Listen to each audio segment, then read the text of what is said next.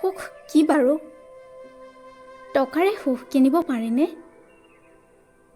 নে সুখেৰে টকা কিনিব পাৰি? সফলতাৰ সংজ্ঞা কি বাৰু? ডিপ্ৰেশ্যন কিয় হয়? ক'ত হেৰাই গৈছে সেই নিভাঁজ জীৱনবোৰ? জীৱনটোৰ পৰা আমি কি বিচাৰোঁ? টকা, পইচা, ক্ষমতা, বিলাস নে সুখ শান্তি? কিহৰ সন্ধানত ইমান দৌৰা-দৌৰি?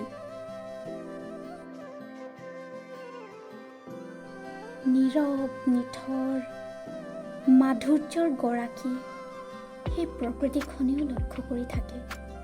আমি কি কৰি ফুৰিছোঁ? কিহৰ পিছত কিহৰ সন্ধানত মতলীয়া হৈ ইমান দৌৰি ফুৰিছোঁ?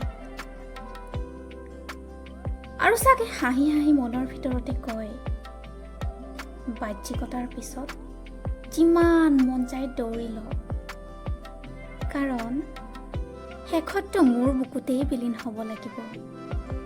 প্ৰকৃতিৰ অবিহনে সকলো আধৰুৱা, সকলো অৰ্থহীন।